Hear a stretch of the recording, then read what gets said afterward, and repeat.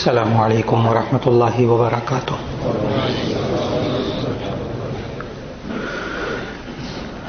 نحمده ونصلي على رسوله الكريم، اما بعد فاعوذ بالله من الشیطان الرجیم، بسم اللہ الرحمن الرحیم۔ وقضى ربك الا تعبدوا الا اياه وبالوالدين احسانا اما يبلغن عندك الكبر احدهما او كلاهما فلا تقل لهما اف ولا تنهرهما وقل لهما قولا كريما، صدق اللہ العظیم۔ اللہ رب العزت تمام انسانوں کا خالق ہے، ہر عمر کی مزاج، اس کی حالت اور ہر عمر کے لوگ گھر کے اندر ہوتے ہیں، مزاجوں میں فرق ہوتا ہے، سوچوں میں فرق ہوتا ہے۔ خاص طور پر شادی کے بعد کی زندگی میں جب ماں باپ سامنے ہوتے ہیں تو وہ بچے جو پہلے بہت فرما بردار، ایک ایک بات کا خیال رکھنے والے ہوتے ہیں، فطری طور پر ان کی توجہ پلٹتی ہے۔ بچے ہو جاتے ہیں پھر ماں باپ سے اور زیادہ بے توجہ ہو جاتے ہیں۔ ماں باپ کی اپنی مرضی ہوتی ہے، اس گھر کے اندر بچوں کی اپنی مرضی ہوتی ہے۔ اس وقت بسا اوقات انسان انہی حالات میں رہتے ہوئے ماں باپ کو جھڑک بھی دیتا ہے۔ کبھی ماں باپ کے سامنے وہ سمجھتا ہے کہ میں حالات کو اسی وقت درست کر سکتا ہوں جب میں سٹینڈ لوں۔ ہمارے ہاں سٹینڈ لینے کو آسان زبان میں ماں باپ کے سامنے اکڑنا کہتے ہیں۔ ماں باپ کے سامنے بلند آواز کر لینا، سخت لہجہ اختیار کر لینا، یہ بسا اوقات گھریلو زندگی میں نوجوان اپنے ماں باپ کے سامنے اپنی بیویوں کے، بچوں کے ہوتے ہوئے یہ رویے اختیار کر لیتے ہیں، اور ان کی نیت جو ہوتی ہے وہ ہوتی ہے گھر کے ماحول کو درست کرنا۔ نیت بھی غلط نہیں ہوتی، وہ کہتے ہیں اب روزانہ کی یہ باتیں ہیں، ان کو کیسے درست کروں۔ کبھی وہ اپنی آواز کو اونچا کر لیتا ہے، کبھی وہ جھڑکنے کی کوشش کرتا ہے، کبھی وہ کرنے کی کوشش کرتا ہے، کبھی وہ بد زبانی پہ آ جاتا ہے، اور گھر کی چار دیواری کے اندر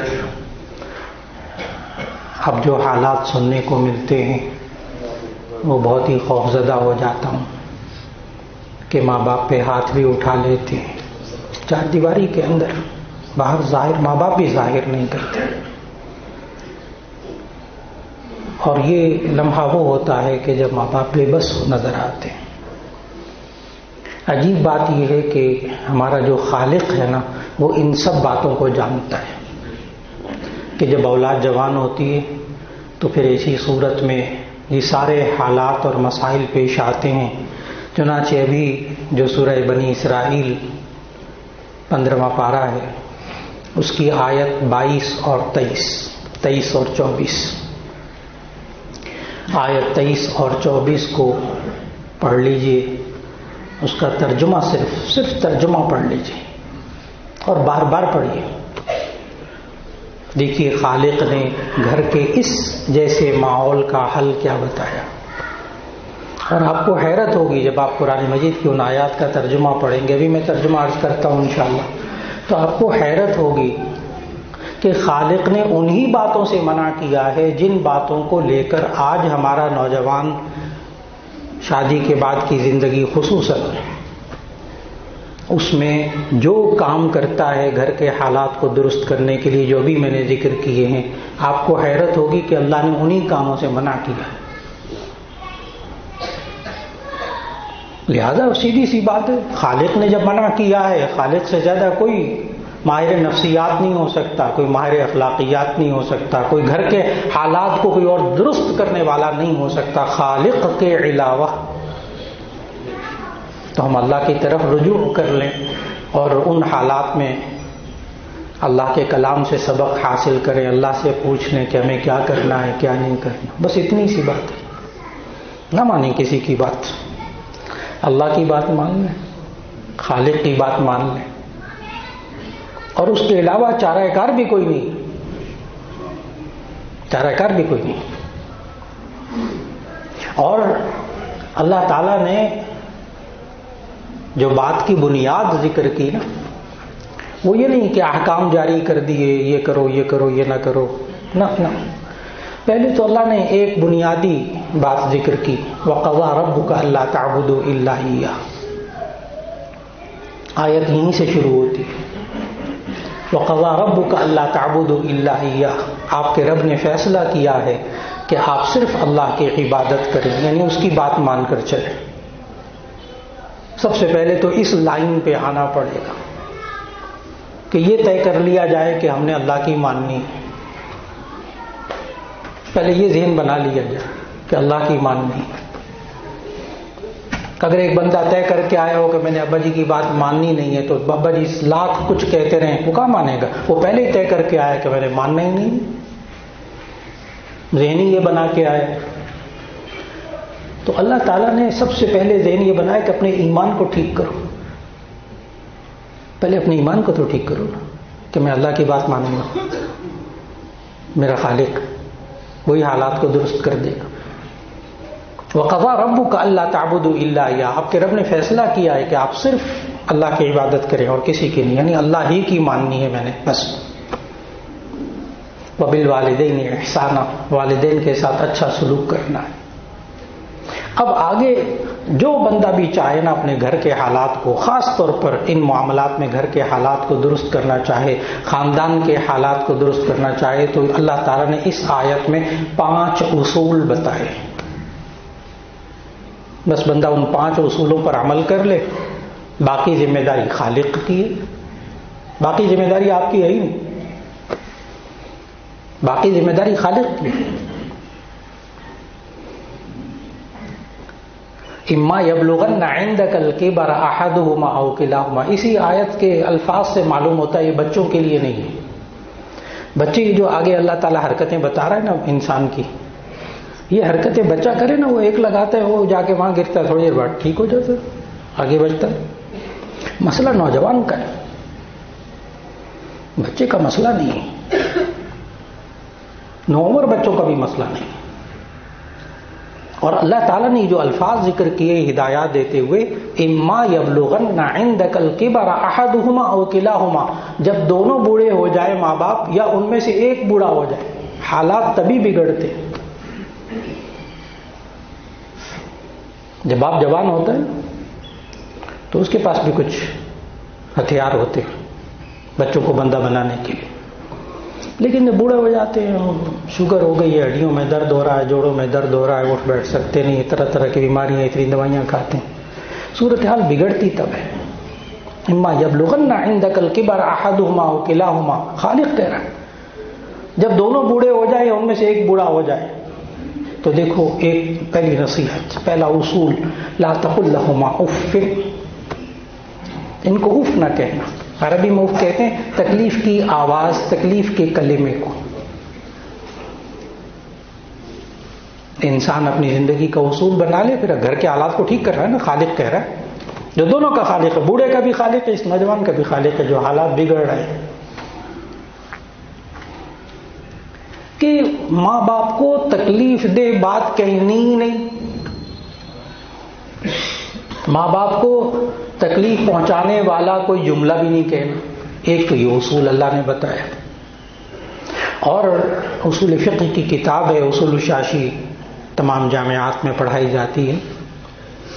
اس میں نظام الدین شاشی نے اس آیت سے ایک اصول ذکر کیا، لا تقل لہما اف، کہ ماں باپ کو اف نہیں کہنا. وہ لکھتے ہیں اپنی کتاب اصول الشاشی میں کہ اس سے ثابت ہوا تحریم الضرب والشتم لابویہ، کہ ماں باپ کو گالی دینا اور ان پر ہاتھ اٹھانا مارنا حرام ہے.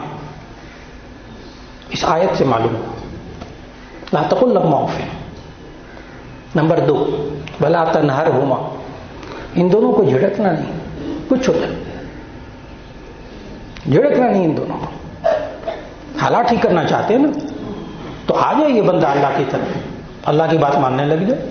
لا تنہرہما, ان کو جھڑکنا نہیں, کچھ ہو جائے کچھ ہو جائے, کوئی استثناء نہیں. یہ کر لو تو جھڑکنا جائز ہے, نہ نہ, لا تنہرہما, حرام ہے جھڑکنا ماں باپ کو. لا تنہرہما نہیں کا صیغہ ہے, نہیں کا صیغہ, حرمت ثابت ہوتی. دو اصول ہو گئے, لا تقل لہما اف, نمبر 2 ولا تنہرہما, ان کو جھڑکنا نہیں, کچھ ہو جائے. نمبر 3 وقل لہما قولا کریما, قل لہما قولا کریما, ان دونوں سے نرم لہجے میں بات کرنا. منوانا چاہتے ہیں بات, 1 دفعہ 2 دفعہ 3 دفعہ کنوینس کیجیے, ان کو ترغیب دیجیے, ان کو سمجھائیے, دلائل دیجیے, نرم لہجہ, 10 دفعہ کہیے, 100 دفعہ کہیے, تنہائی میں کہیے, آخر ان کے ذہن میں اللہ بات ڈال دے گا. لیکن قل لہما قولا کریما, سخت لہجوں سے کسی کو آج تک کچھ نہیں ملا. اگر مل گیا, کچھ مال مل گیا ہے تو ماں باپ جدا ہو گئے, ماں باپ ٹوٹ گئے, اس سے چلے گئے. اس سے قل لہما قولا کریما, ان سے نرم لہجے میں بات کر لیجیے. نہیں مان رہے نا ابھی, کوئی بات نہیں, پھر ذرا خوش دیکھا پھر بات کر لیں, کسی موڈ میں دیکھا پھر بات کر لیں, نرم لہجے, سخت ہونے نہیں دینا لہجہ. 3 اصول. وَاخْفِضْ لَهُمَا جَنَاحَ الذُّلِّ مِنَ الرَّحْمَةِ, تیسرا اصول وَاخْفِضْ لَهُمَا جَنَاحَ الذُّلِّ مِنَ الرَّحْمَةِ, ان کے سامنے اپنے بازوؤں کو عاجزی سے جھکائے رکھنا, سٹینڈ نہیں لینا. ایک ہوتا ہے سٹینڈ اپنی بات پر جم جانا, مضبوط ہو جانا, وہ اور چیز ہے. میں تو سٹینڈ کا ترجمہ کر رہا ہوں, اکڑ جانا. اللہ کہہ رہے وَاخْفِضْ لَهُمَا جَنَاحَ الذُّلِّ مِنَ الرَّحْمَةِ, ان کے سامنے اپنے بازوؤں کو عاجزی سے جھکائے رکھو. نقصان بھی ہو جائے تو برداشت کر لو, گھر کے حالات درست رہیں گے, کیونکہ اصل مقصود تو گھر کے حالات کو درست کرنا.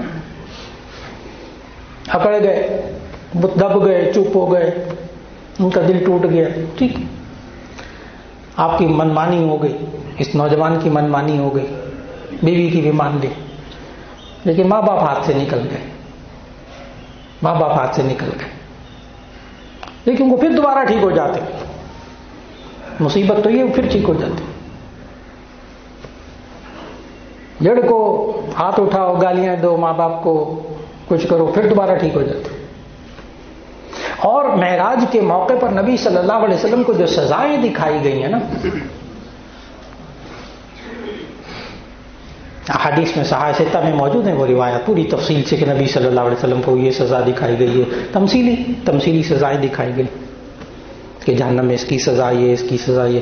اس میں ایک سزا کا ذکر احادیث میں ہے کہ ایک شخص ہوگا وہ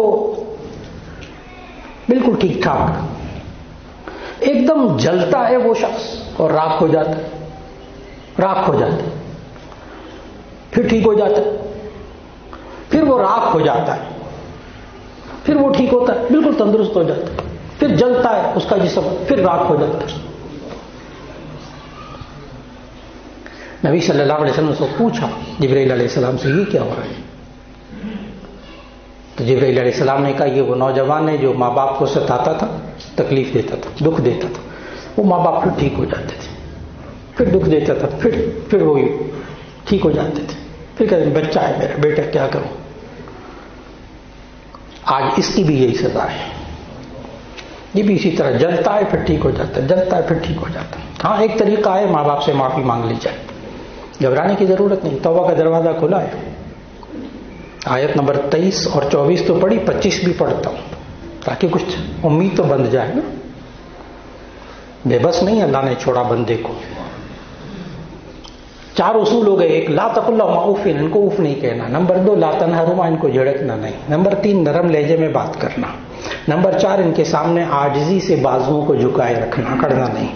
اور نمبر 5 وقل رب ارحمہما کما ربیانی صغیرا, اور یہ دعا مانگتے رہا کرے, اے اللہ ان پر رحم فرما جیسے انہوں نے میں بچپن میں پالا. بچپن میں ہماری حالت قابل رحم تھی, اپنا گند کر کے بھی نہیں بتا سکتے تھے، اپنی بھوک بھی نہیں بتا سکتے تھے، اپنی تکلیف بھی نہیں بتا سکتے تھے، وہ بول ہی نہیں سکتے تھے. یہ اس وقت اے اللہ ہم پر رحم کھاتے تھے. اے اللہ اب ان کی حالت قابل رحم ہے، ان پر رحم فرما. 5 کام کرنے ہیں. خالق نے کہا حالات ٹھیک ہو جائیں گے. آگے 25 نمبر آیت میں اللہ نے پتہ کیا کہا؟ اللہ نے کہا ربکم اعلم بما فی نفوسکم فإنہ کان للأوابین غفورا. اس آیت سے بڑی تسلی ہوتی ہے، بشرطے کہ ماں باپ زندہ ہوں. ربکم اعلم بما فی نفوسکم، وہ تمہارا رب جانتا ہے جو تمہارے دلوں کے اندر ہے. انہ کان للأوابین غفورا، بے شک وہ توبہ کرنے والوں کو، اللہ کی طرف رجوع کرنے والوں کو بڑا بخشنے والا ہے. کچھ ہو جائے، ماں باپ سے معافی مانگ لی نا، اور معافی توبہ، معافی مانگے، اللہ سے بھی توبہ کر لی.